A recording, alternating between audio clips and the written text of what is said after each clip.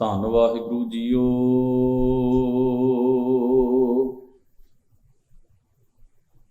ਰਾਗ ਕਾਨੜਾ ਬਾਣੀ ਨਾਮਦੇਵ ਜੀਓ ਕੀ। ਰਾਗ ਕਾਨੜਾ ਬਾਣੀ ਨਾਮਦੇਵ ਜੀਓ ਕੀ। ਇਕ ਓੰਕਾਰ ਸਤਿਗੁਰ ਪ੍ਰਸਾਦ।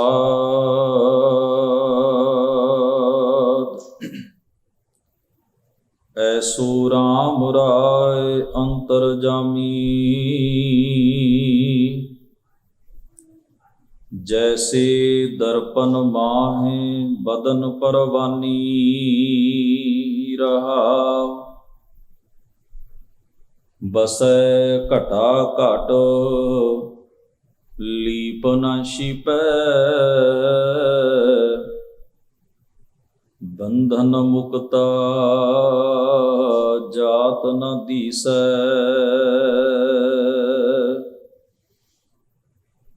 पानी माहे देख मुख जैसा। नामे को स्वामी बीठल ऐसा। पानी माहे देख मुख जैसा।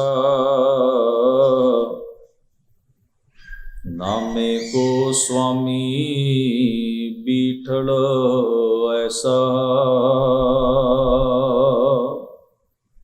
वाहिगुरु जी का खालसा वाहिगुरु जी की फतेह।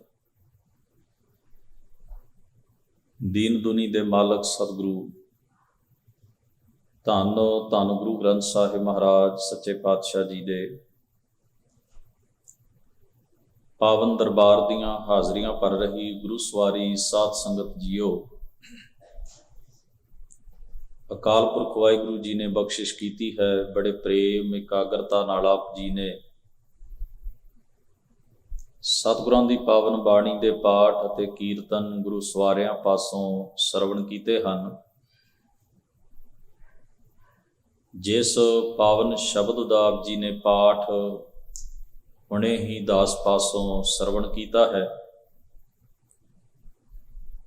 गुरु ग्रंथ साहिब महाराज जी के अंक नंबर 1318 उत्ते ये पावन शब्द सुभायमान है। शब्द का सिरलेख है संखेप मंगलाचरण सतगुरु जी ने दर्ज किया है। एक ओंकार सतगुर प्रसाद। वो परिपूर्ण परमेश्वर वाहिगुरु अकाल पुरख वो सत्ता एक है। एक रस सारी कुदरत विच अपनी सिरजना दे विच व्यापक है। सदीव काल होंद वाले परमेश्वर वाहिगुरु का इलम सोझी ज्ञान अनुभव गुरु उपदेश नाल जुड़ के हुंदा। शब्द का जो सिरलेख है राग कानड़ा बाणी नामदेव जीओ की।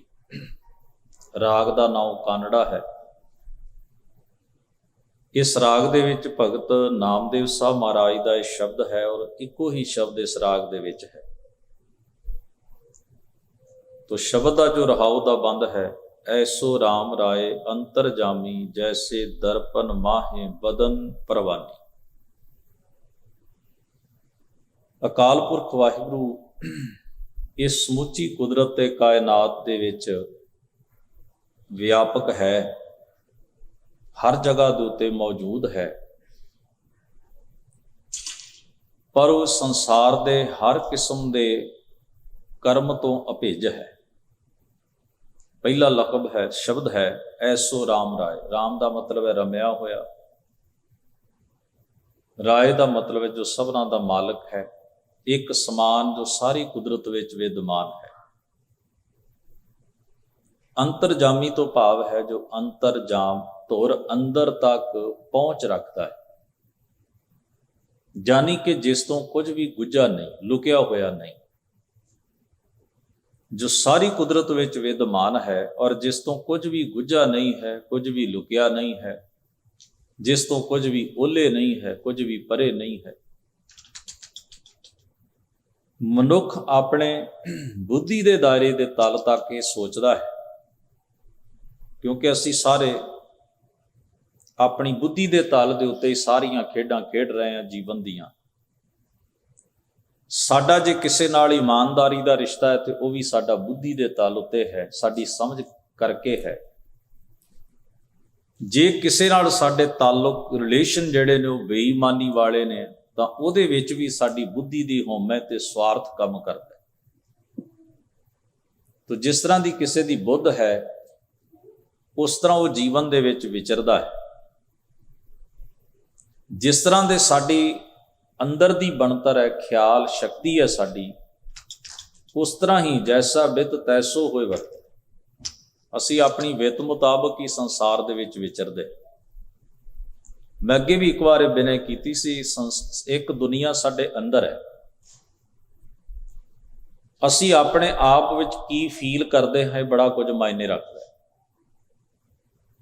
ਇੱਕ ਸਾਡਾ ਆਪਣਾ ਬੁਣਿਆ ਹੋਇਆ ਸੰਸਾਰ ਵੀ ਹੈ ਸਾਡੇ ਮਨ ਦਾ, ਜਿਸ ਵਿੱਚ ਅਸੀਂ ਹਰ ਪਲ ਰਹਿੰਦੇ ਹਾਂ। ਬਾਹਰ ਬੜੀ ਬਹਾਰ ਹੋਵੇ, ਬਸੰਤ ਹੋਵੇ, ਖੁਸ਼ਨੁਮਾ ਮਾਹੌਲ ਹੋਵੇ, ਚਾਰੇ ਪਾਸੇ ਟਹਿਕ ਤੇ ਰੌਣਕ ਹੋਵੇ, ਪਰ ਬੰਦਾ ਕਈ ਵਾਰ ਫਿਰ ਵੀ ਉਦਾਸ ਤੇ ਮਾਯੂਸ ਹੁੰਦਾ ਹੈ। ਇਸ ਦਾ ਕਾਰਨ ਹੈ ਕਿ ਉਸ ਦੇ ਅੰਦਰ ਦੀ ਪਤਝੜ, ਉਸ ਦੇ ਅੰਦਰ ਦੇ ਸੰਸਾਰ ਦੇ ਵਿੱਚ ਗਮੀ ਹੈ।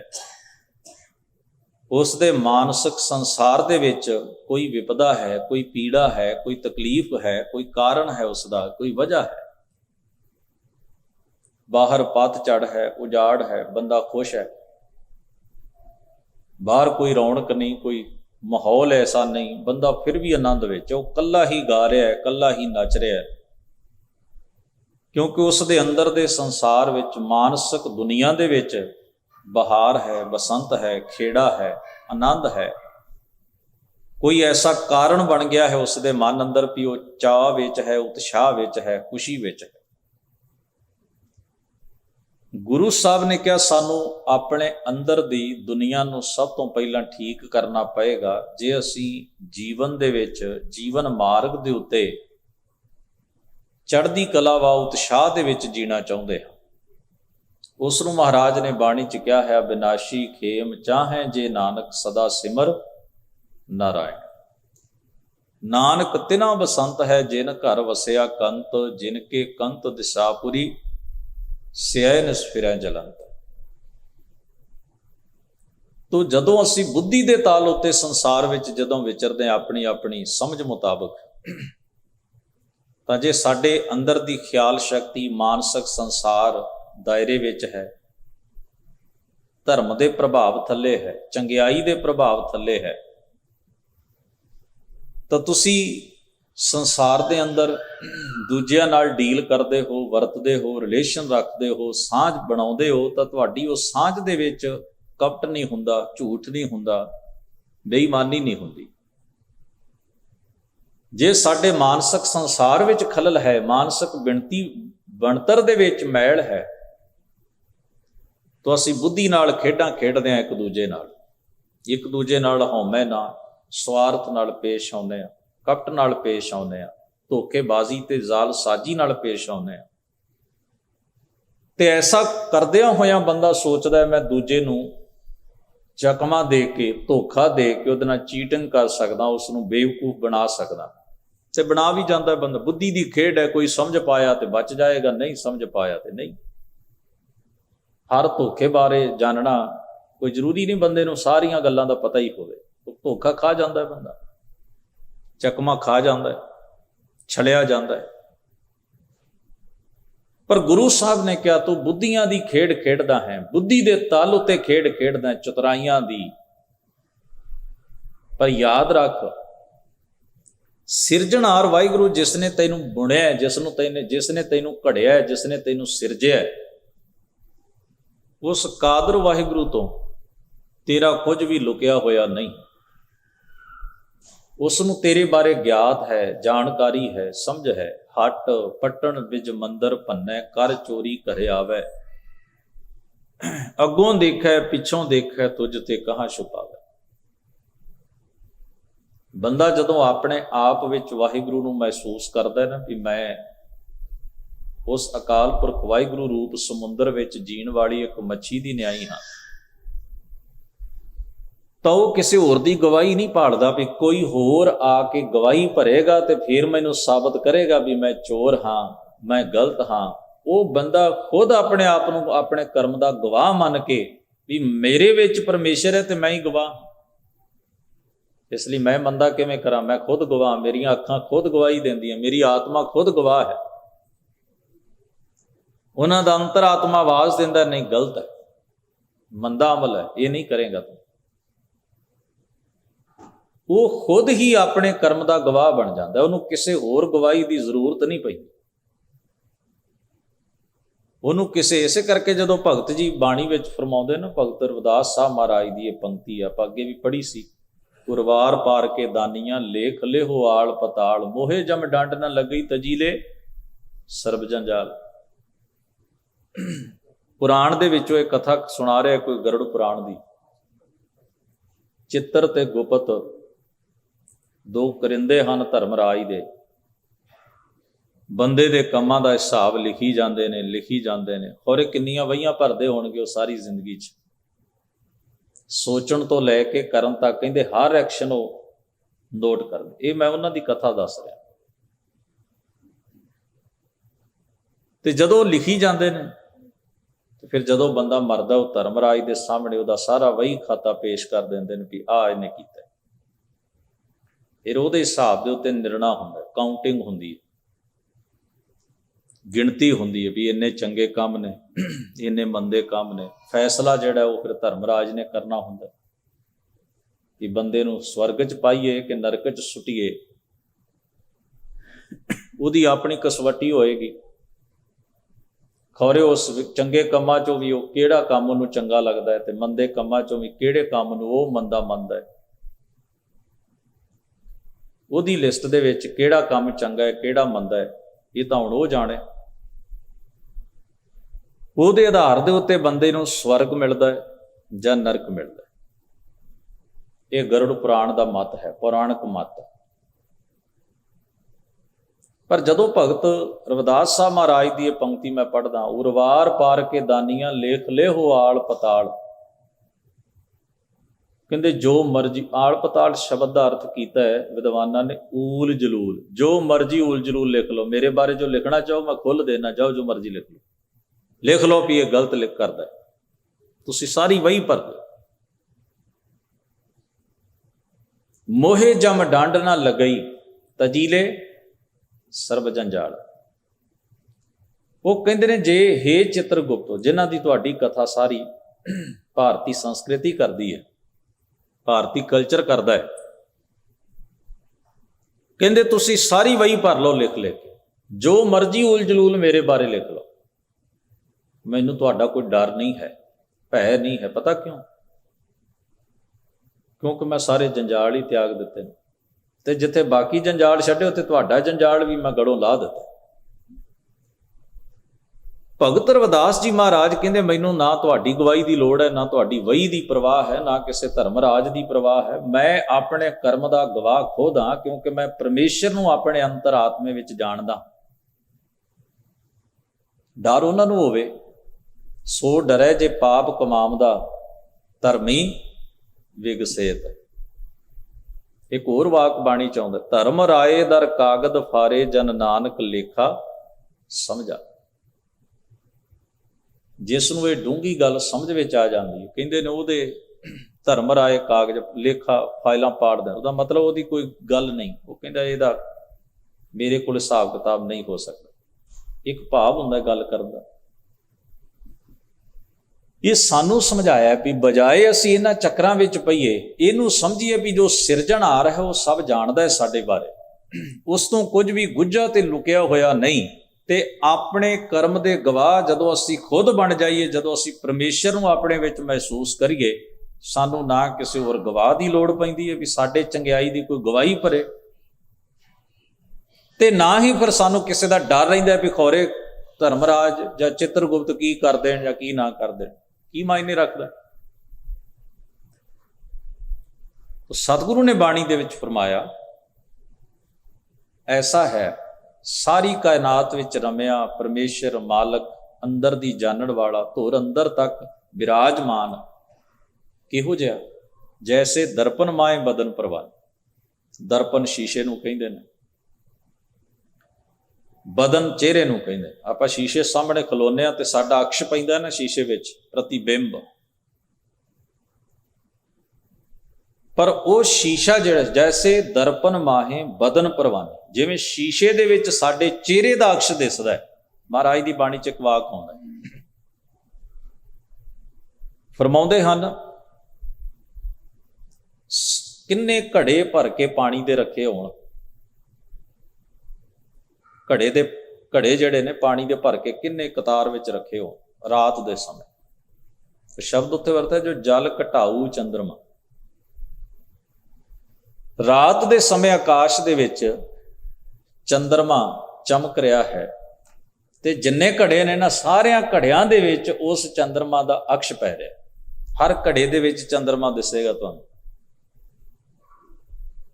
ਚੰਦਰਮਾ ਇੱਕ ਹੀ ਹੈ, ਸਾਡੀ ਧਰਤੀ ਤੇ, ਸਾਡੀ ਗਲੈਕਸੀ ਤੇ ਇੱਕ ਹੀ ਹੈ ਨਾ। ਆਪਾਂ ਰਾਤ ਨੂੰ ਇੱਕ ਹੀ ਨਜ਼ਰ ਆਉਂਦਾ।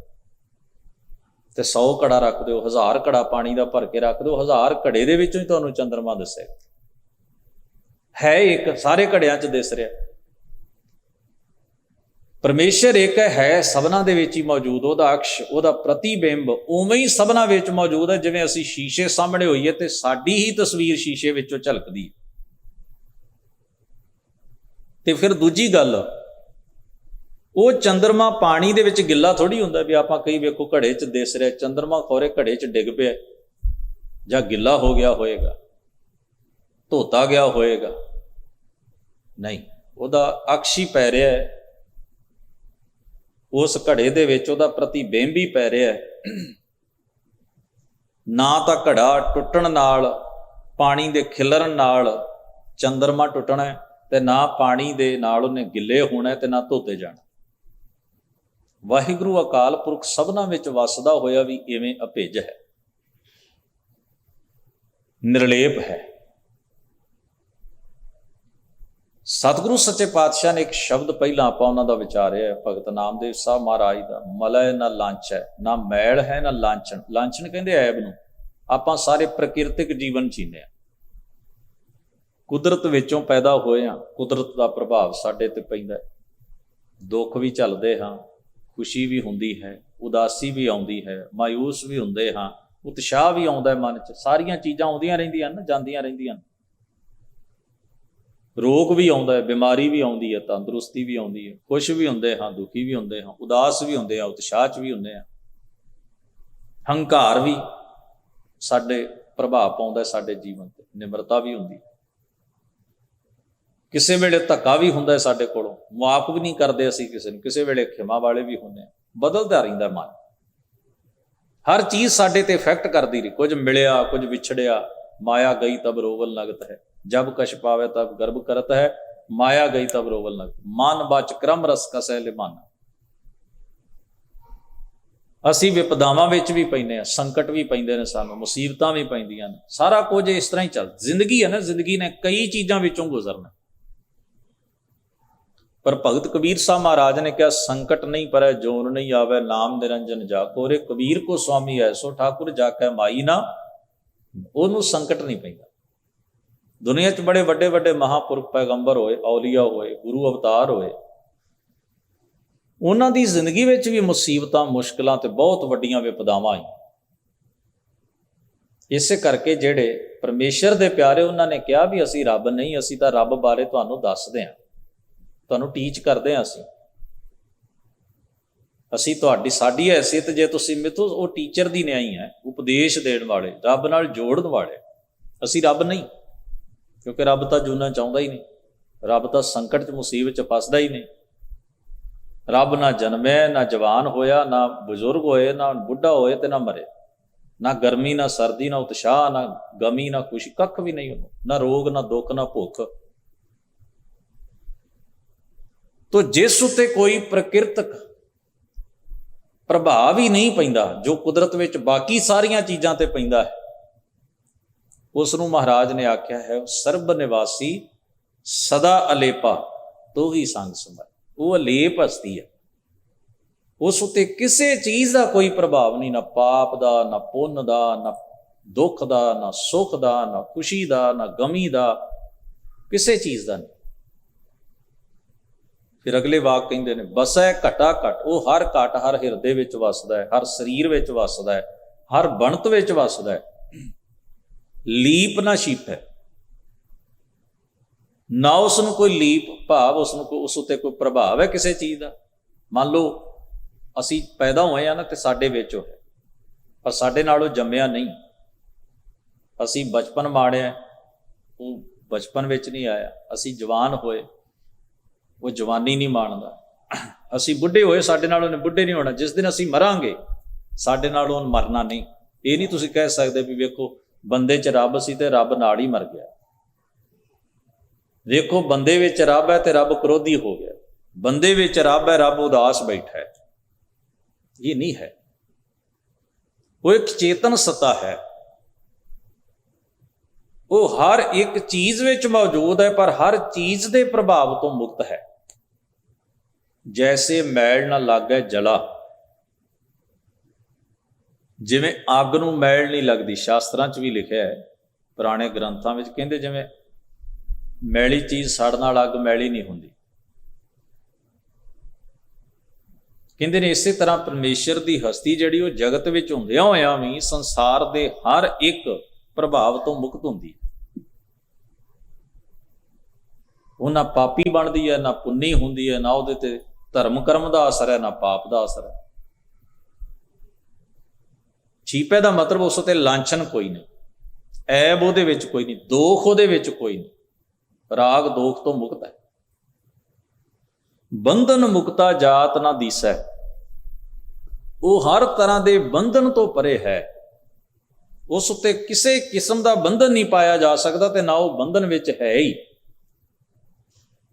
ਜਿਤਨੇ ਵੀ ਸੰਸਾਰ ਦੇ ਮਜ਼ਹਬੀ ਤੌਰ ਤਰੀਕੇ ਨੇ, ਹਰ ਮਜ਼ਹਬ ਦੇ ਵੱਖਰੇ ਤਰੀਕੇ ਨੇ, ਹਰ ਜਗ੍ਹਾ ਦੇ ਵੱਖਰੇ ਤਰੀਕੇ, ਇਹ ਸਾਡੀ ਤਰਜ਼ੇ ਜ਼ਿੰਦਗੀ ਹੈ। ਹੁਣ ਕੋਈ ਸੋਚਦਾ ਹੈ ਵੀ ਮੈਂ ਜੇ ਸ਼ਰਅ ਦਾ ਪਾਲਣ ਕਰਾਂ ਤੇ ਖੌਰੇ ਖੁਦਾ ਤੇ ਕੀ ਆਸਾਨ ਹੋ ਜਾਣਾ। ਕੋਈ ਕਹਿੰਦਾ ਜੇ ਮੈਂ ਸ਼ਾਸਤਰ ਦਾ ਪਾਲਣ ਕਰਾਂ ਤੇ ਗੁਰੂ ਨਾਨਕ ਸਾਹਿਬ ਨੂੰ ਪੁੱਛਿਆ ਨਾ, ਜਿਸ ਵੇਲੇ ਬ੍ਰਹਮਦਾਸ ਪੰਡਤ ਨੇ ਪੁਰਾਤਨ ਜਨਮ ਸਾਖੀ 'ਚ ਲਿਖਤ ਹੈ, ਸਾਖੀ ਦੇ ਵਿੱਚ ਸੰਵਾਦ ਲਿਖਿਆ ਹੋਇਆ, ਉਹਨੇ ਕਿਹਾ ਜੀ ਤੁਸੀਂ ਆਪਣੇ ਤਨ ਦੇ ਉੱਤੇ ਚਮੜੇ ਦਾ ਵਸਤਰ ਪਹਿਨਿਆ। ਮਹਾਰਾਜ ਹਿਮਾਲੇ ਪਰਬਤ ਤੋਂ ਥੱਲੇ ਆਏ ਸਨ, ਬਰਫੀਲੇ ਇਲਾਕੇ ਤੋਂ, ਤੇ ਚਮੜੇ ਦਾ ਤਨ ਤੇ ਜੋ ਉਸ ਮੋਲੇ ਅਸਰ ਹੋਏਗਾ ਸਮੇਂ ਦੇ ਲਿਹਾਜ਼ ਨਾਲ ਪਹਿਨਿਆ। ਤੇ ਉਹਨੇ ਕਿਹਾ ਜੀ ਸ਼ਾਸਤਰਾਂ ਮੁਤਾਬਕ ਤਾਂ ਇਹ ਵਸਤਰ ਪਹਿਨਣਾ ਸਹੀ ਨਹੀਂ। ਮਹਾਰਾਜ ਨੇ ਆਖਿਆ ਮੈਂ ਸ਼ਾਸਤਰ ਨੂੰ ਮੰਨਦਾ ਹੀ ਨਹੀਂ। ਉਹਦਾ ਬਚਨ ਤੇ ਮੇਰੇ ਤੇ ਤਾਂ ਲਾਗੂ ਹੁੰਦਾ ਨਾ ਜੇ ਮੈਂ ਉਹਨੂੰ ਮੰਨਾਂ, ਉਹਨੂੰ ਫੋਲੋ ਕਰਾਂ। ਤੇ ਫਿਰ ਤੁਸੀਂ ਮੈਨੂੰ ਕਹਿ ਸਕਦੇ ਹੋ ਜੀ ਤੁਸੀਂ ਸ਼ਾਸਤਰ ਨੂੰ ਫੋਲੋ ਕਰਦੇ ਹੋ, ਸ਼ਾਸਤਰ 'ਚ ਤੇ ਆਹ ਲਿਖਿਆ। ਜਦੋਂ ਮੈਨੂੰ ਫੋਲੋ ਹੀ ਨਹੀਂ ਕਰਦਾ, ਹੁਣ ਤੁਸੀਂ ਭਾਰਤ ਦੇ ਵਸਿੰਦੇ ਨੂੰ ਕਹੋ ਵੀ ਗੱਡੀ ਤਾਂ ਇਸ ਪਾਸੇ ਚਲਾਈ ਦੀ, ਉਹ ਕਹੇਗਾ ਜੀ ਮੈਂ ਇਸ ਮੁਲਕ 'ਚ ਰਹਿਣਾ। ਹੁਣ ਇੱਥੋਂ ਦੇ ਰਹਿਣ ਵਾਲੇ ਬੰਦੇ ਨੂੰ ਤੁਸੀਂ ਉੱਥੋਂ ਦਾ ਕਾਨੂੰਨ ਪੜਾਓ, ਕਹੇਗਾ ਜੀ ਮੇਰਾ ਮੁਲਕ ਆ ਹੈ, ਮੈਂ ਉੱਥੇ ਨਹੀਂ ਰਹਿੰਦਾ।